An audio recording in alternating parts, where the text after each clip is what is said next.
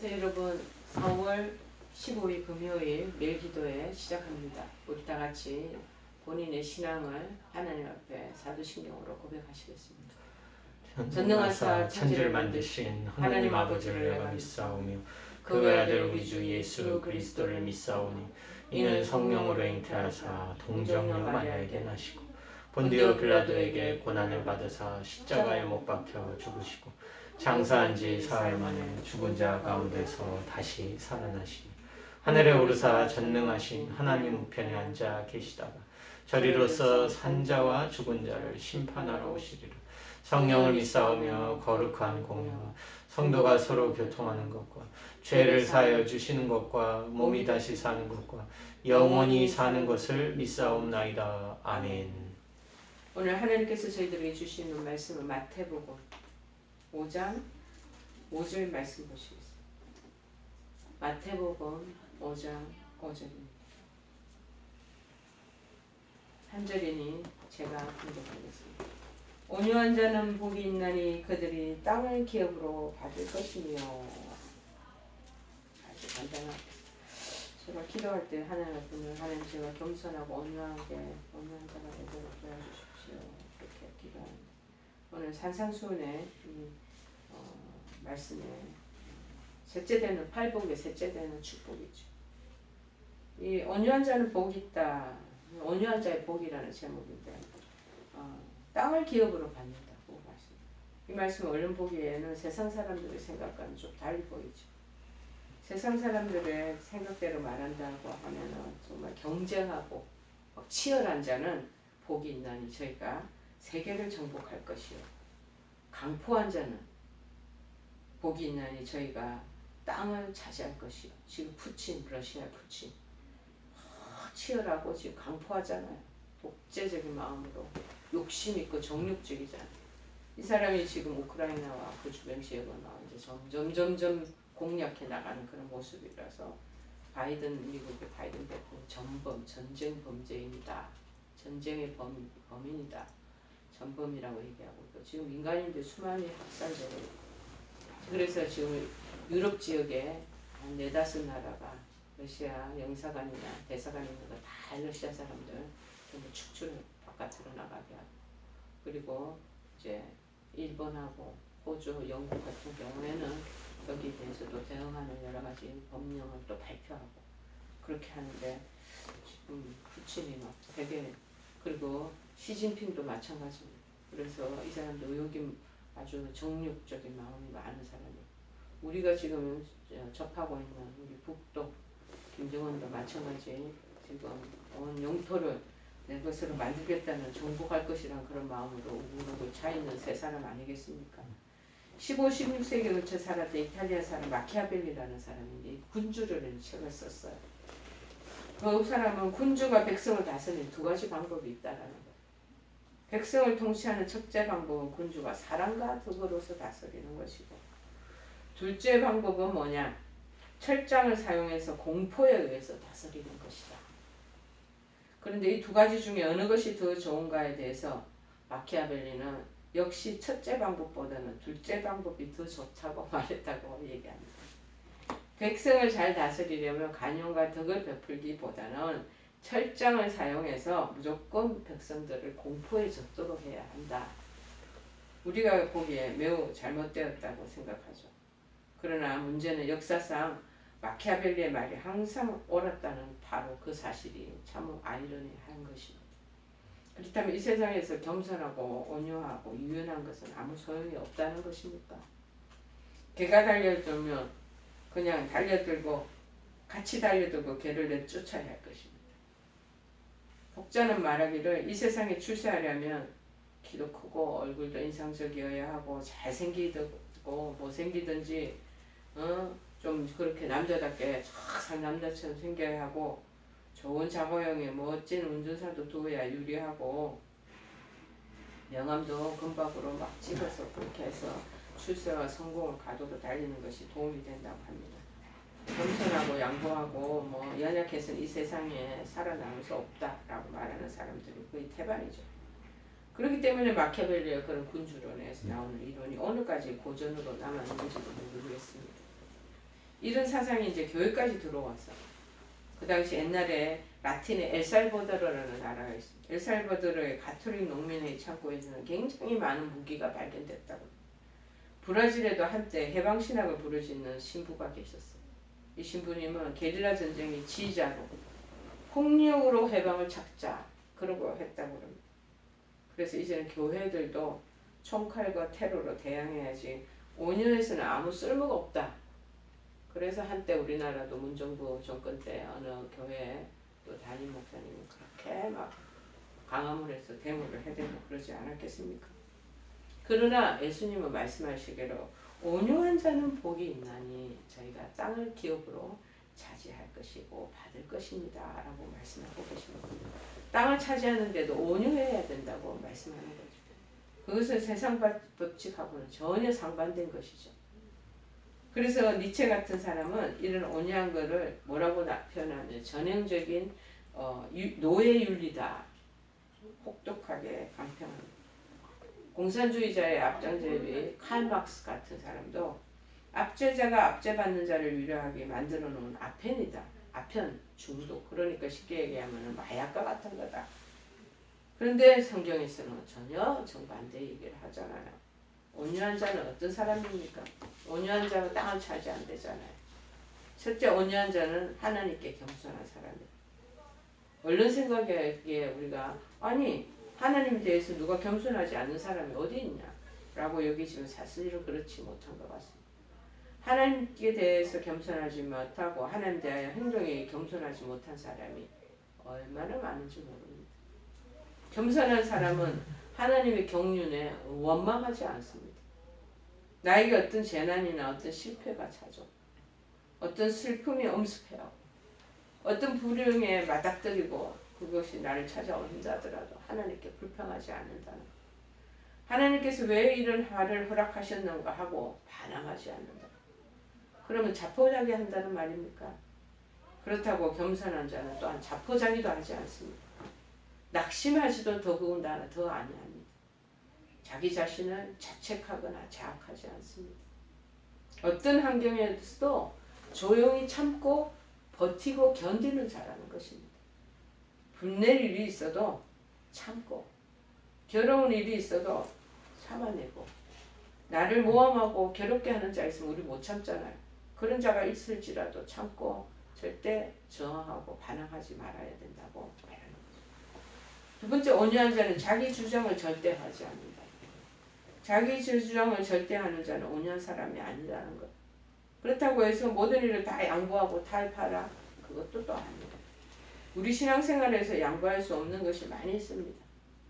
정직해야 한다든가 우상을 섬겨서는 안 된다든가 그런 것은 절대 양보할 수 없는 질이죠. 그러나 좀 상대적인 문제가 있을 때에는 의견을 내어놓기는 하되 끝까지 또 간절시키려고 주장하지는 말아야 한다고. 그런데 어떤 분들은 자기 주장을 마침 하나님 말씀인 것처럼 생각하는 사람이 있다는 것입니다. 사실 이 세상에서 조그만 것 하나라도 양보할 수 없는 사람은 약한 사람입니다. 너무나 속이 약하기 때문에 겉으로 그렇게 주장하는 것이죠. 그래서 자기 주장을 절대 하지 말라는 아는 사람이 온유한 사람이에요.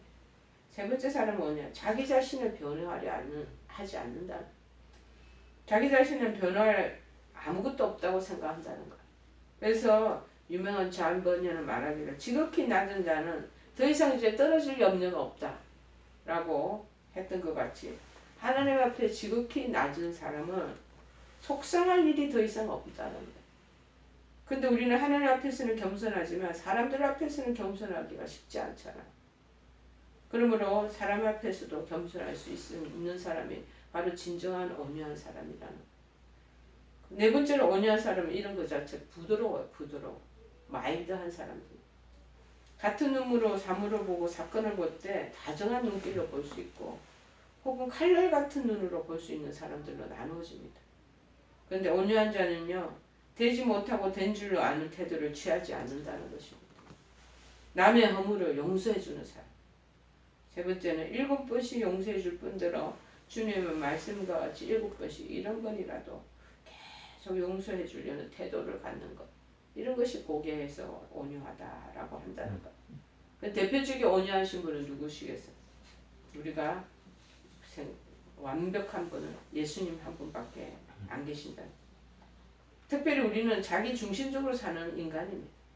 하나님 앞에서는 큰 죄인 중에 괴수입니다. 이런 사람들이 감정을 조절하지 못하는 순간은 죄를 범하고 있는 순간이라는 것을 우리는 알아야 된다는 것입니다. 온유한 마음은 죄가 없으신 예수 그리스도만이 가지고 계신다는 것. 성경에서 그래서 마태복음 11장 29절에 우리가 늘 인용하고 암송하며 알고 있는 내용이잖아. 나는 마음이 온유하고 겸손하니 나의 멍에를 메고 내게 배우라. 그리하면 너희 마음이 쉼을 얻으리라. 주님은 곤욕을 당하시고 십자가에 지금 돌아가시는 그 상황 속에서도 괴로울 때도 그 입도 열지 않으시고 마치 도살장으로 끌려가는 어린 양과 같이 틀 깎는 자 앞에서도 잠잠하고 그 입을 열지 않으셨다고 이사야서 53장 7절에 언급하고 있습니다. 이 사순절 기간 주님이 욕을 받으시잖아요. 대신 욕하지 절대 않으셔요. 고난을 받으셨대. 너 가만히 나 부활하고 난 뒤에 너 가만히 안 둘 거야. 너 그때 보자. 위협하지도 않으시고 오직 공의로 심판하시는 자에게 자신을 부탁하고 십자가에서 서셔서 죽기까지 복종하셨다고 빌립보서 2장 8절에 언급하시고 계십니다. 여러분, 온유는 어디에서 옵니까? 온유는 온유하지 못한 인간의 힘으로 조성되는 것이 아닙니다. 온유와 겸손의 원천이 되시는 예수 그리스도를 앙망할 때만이 그 온유의 슬기가, 온유의 그 정기가 흘러내려오는 것이라는 겁니다. 여러분, 우리 생활에 예수 그리스도를 앙망하는 시간을 그래서 많이 배정해 놔야 될 것입니다. 온유하신 주님과 대화하는 골방에서의 그 시간을 우리는 생활 속에 많이 비중을 두고 배정해 놓아야 되는 것입니다. 그래야지만 우리가 예수님처럼 온유한 사람이 될 수 있다는 것입니다. 조금이라도 따라가잖아요. 온유는 성령이 주시는 열매예요. 기도할 때 성령께서 오셔서 온유의 은혜를 허락하여 주시는 줄 믿습니다. 그래서 온유는 약하다고 생각하면 안 된다. 온유는 약한 게 아니에요. 그래서 중국의 노자는 다음과 같이 말한 내용이 있습니다. 이 세상에는 물처럼 부드럽고 유연한 것이 없지만 또 한편 물처럼 강하고 큰 힘을 지닌 것도 없다. 우리 속담에도 처마에서 떨어지는 물방울이 똑똑똑 떨어지지만 나중에는 결국에 돌을 뚫는다는 말이 있지 않겠습니까? 우리에게 이 놀라운 은혜, 정말 하나님 주시는 이 온유의 정신이 우리에게 부어지기를 원합니다. 그래서 하나님께서 주시는 마지막 우리에게 복을 주시는 게 뭐냐? 현세의 넓은 땅을 차지하게 된다는 것. 반드시 넓은 많은 토지를 소유하게 된다는 것을 말하는 것은 아니겠죠. 그의 앉을 자리와 설 자리가 넓어진다라고 얘기하는 것입니다. 온유의 덕은 만인이 다 좋아하고 환영, 웰컴하는 것입니다. 그러나 그가 어디를 가든지 그러다 보면 환영을 받고 그의 설 자리는 실로 광대해진다라고 얘기하고 있습니다. 여러분, 두 번째는 이 온유한 자 가지게 되는 것이 뭐냐? 내세의 광대한 기업을 이 땅에 있으면 뿐만 아니라 내세에 죽고 나서도 광대한 그 기업을 선물 받는다는 것입니다. 천국은 온유한 자의 것이라고 말합니다. 천국에 들어갈 자가 누구입니까? 온유한 천국 백성의 그 자질, 그 성질을 구비한 사람이 들어갈 수 있는 것 아니겠습니까? 그 자녀는 아버지께로서 기업을 물려받습니다. 하나님 아버지의 그 성질을 닮아서 온유하고 겸손한 자녀는 하나님 아버지께서 내세의 영원한 기업을 상속해 주시는 것입니다. 오늘 주님 말씀 기억하고 이 사순절기에 주님의 그 온유함을 본받아서 온유로 옷 입고 온유로 단정하고 온유한 마음으로 주의 말씀을 듣고 온유를 쫓으며 온유로 행하고 그래서 젖과 꿀이 흐르는 아름다운 땅을 기업으로 받으시는 저와 여러분 되시기를 간절히 축원해 드립니다. 우리 찬송가 373장입니다. 373장 찬송하시겠습니다. 고요한